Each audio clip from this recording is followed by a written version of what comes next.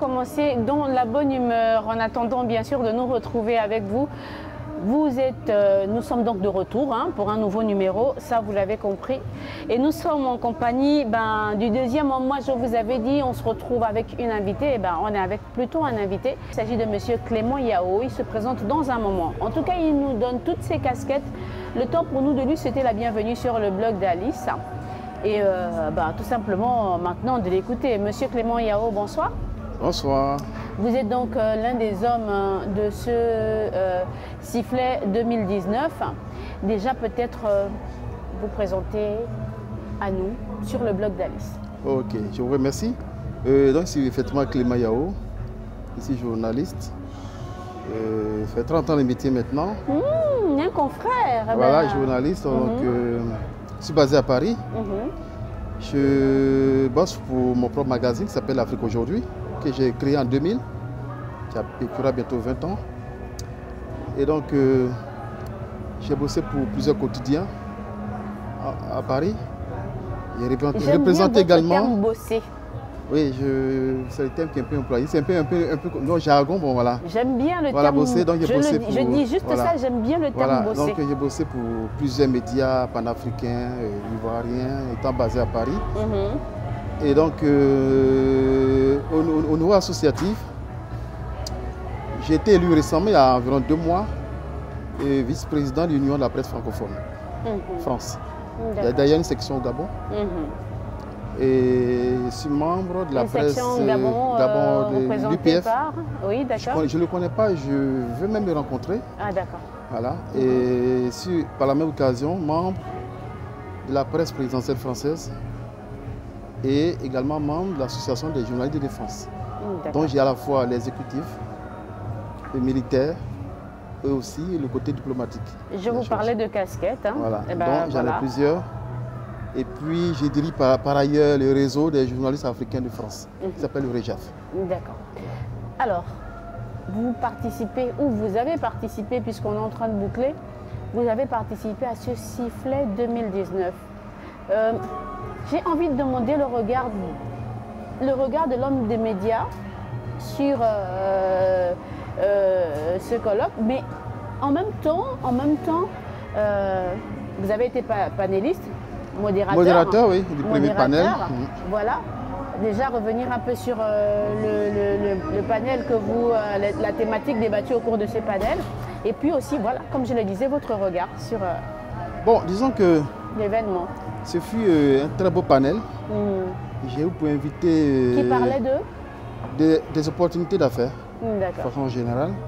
J'ai eu d'ailleurs sur mon plateau un représentant de l'Agence nationale qui fait la promotion de l'investissement, c'est l'ANPI.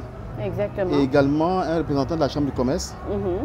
Et une des dames qui s'occupe d'une ONG qui fait aussi la promotion de l'entrepreneuriat féminin. Donc j'ai eu quand même des invités qui ont pu tenir le débat, qui ont démontré que... Ah, quand même, ils ont pu tenir le débat. Ils ont tenu le débat parce que bon, c'était quand même une série de questions-réponses. J'ai vu qu'elles étaient vraiment à la hauteur, connaissaient bien les sujets. Alors voilà, ça m'a permis d'avoir un aperçu de ce qui se fait au Gabon en termes d'entrepreneuriat féminin. C'est vrai qu'il y a beaucoup de difficultés, notamment à l'accès au fonds, d'avoir un capital pour démarrer sa propre activité.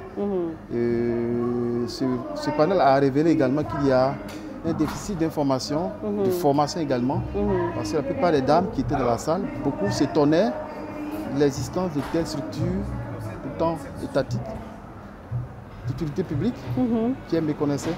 Donc ce sommet a permis à ces dames de connaître un peu ces structures et certainement les approcher pour voir comment elles pourraient entreprendre.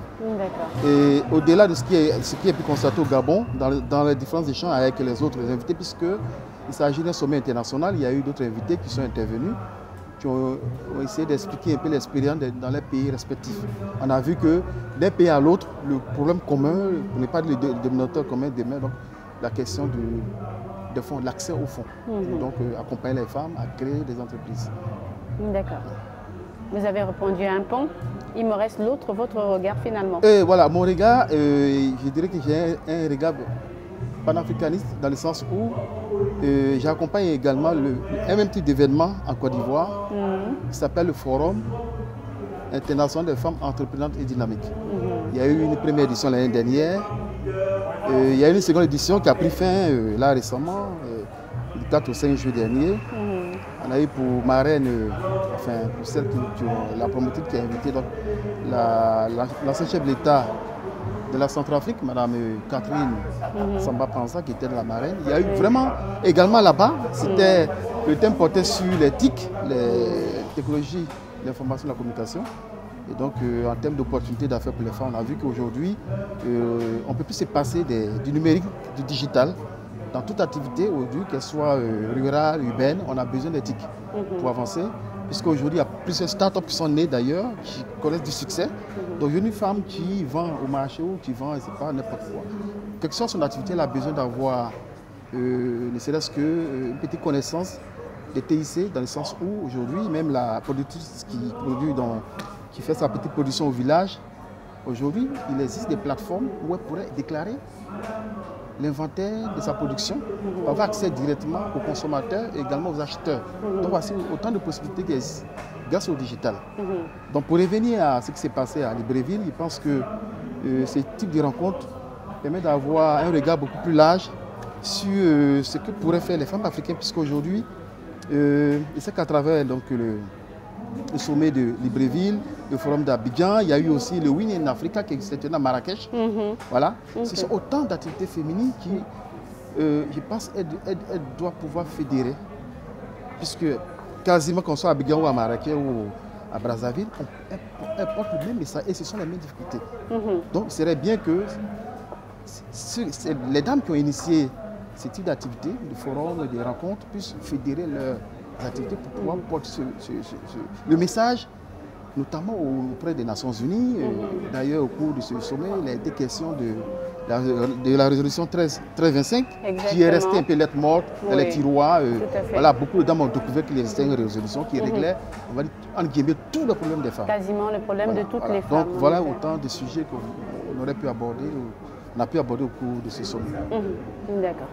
Maintenant, là, vous nous avez un peu toujours situé un peu ce qui s'est passé. Hein. Vous avez situé à peu près. Mais il reste le sentiment, en fait, en tant qu'homme des médias, comment le regard que vous...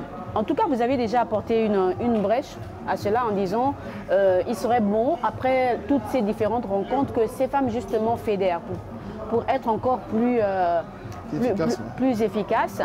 C'est déjà un pan, mais au-delà, est-ce qu'il y aurait quelque chose à ajouter à cela? Oui. J'ai un sentiment de satisfaction dans le sens où on voit bien que les femmes ont pris conscience. D'ailleurs, ce n'est pas maintenant, ça date de longtemps. De quand même un moment. Voilà, depuis un moment. Et d'ailleurs, quand on parle des ODD, notamment les différents objectifs de développement durable, il y en a 17. Quand on voit les avancées qui ont été obtenues au niveau donc, de la paix, toutes les questions sociétales, les questions de climatique, ce sont les femmes qui ont été les pionnières dans tous les domaines. C'est vrai qu'on ne le dit pas assez, mais quand on regarde bien, au travers de tout ce qui se tient comme sommet, rencontre sur le continent, ce sont les femmes qui sont au devant de la chose. Donc, je pense qu'au travers de ce que j'ai vu à Libreville, cela démontre encore une fois que les femmes restent la locomotive de l'avenir d'Afrique, quoi qu'on dise. Donc moi, je dirais que j'ai partiré de Libreville avec un sentiment de satisfaction d'être venu, que j'étais utile d'ailleurs, d'avoir contribué aussi au succès de cet événement. D'accord. Ben, merci d'avoir accepté notre invitation et merci d'avoir répondu à nos questions. En tout cas, c'est à moi de vous remercier et pour vous encourager aussi encourager pour ce blog qui prendra le temps de regarder et de le partager aussi sur mon réseau.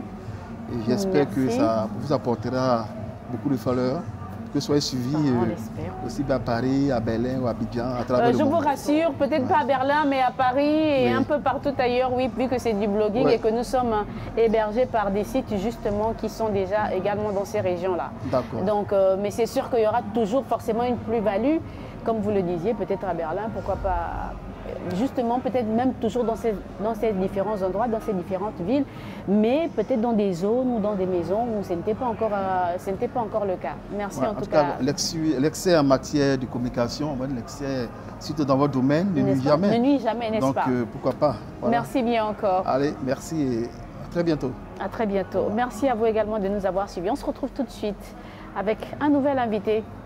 Non, à mon avis, une nouvelle invitée. À tout de suite sur le blog d'Alice.